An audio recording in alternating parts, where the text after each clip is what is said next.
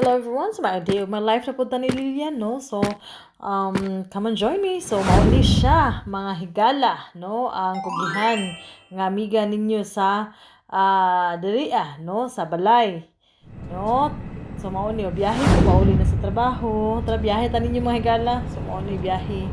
Mga halos-halos mga 50 ka oras po ang biyahe ani diri, na higala. Pero, maayo man ni siya nga biyahe kay baon na ka nga kuan man kanang at least kuan siya kanang two-way ra siya ba, no? Pero okay man kay fast facing man ni siya diri nga kuan pod nga road, no? So mga paspas man ni siya diri So, okay po pauli nga ni siya, although uli morning ng buntag sa kayo kay kuan man ngit-ngit pa so biyahe ka ngit-ngit, no?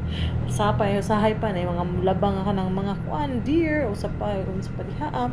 So nga na gyud so magpray-pray kita pirmi. So mao ni siya nga ni siya pirmi nga akong itsura ni magbiyahe-biyahe so nga ni lang ko ninyo. Uban ni ko ninyo nga ni karon so mao ni siya ang nahitabo, no? So daghan taas pud ako mga gian daghan pod usually daghan kay ko mga gian nga truck, no? Mga kuan ba mga kanang mga dagko kay mga loader mga sakyanan so nga na sila mga transportation mga logistics mo na diha so mag-transport sila from place to place mga kuan mga goods, no? So ingani ni siya so og nakuan mo ani nga dili ni siya paspas biya kayo but ingani ni siya kuan jud siya kanang wa man siya stoplight so dire-diretso gyud ang andan sa usa ka tuig na akong biyahe one time nahitabo gyud siya kanang na-stuck ko mga 30 minutos gyud akong stuck sa area kay ngano na naman gusto nga na wala naman koy laing way ang uban moadto pa Spikas Road ang uban kay di na malubong na lang ilang kuan ligid, no? Sa tunga-tunga diha og mo paslad at Spikas lang kanang kuan nga gianan para lang makabalik sa ilang route. But mao man okay pud siya, no? Mga higalay nga ni uban ni ko ninyo.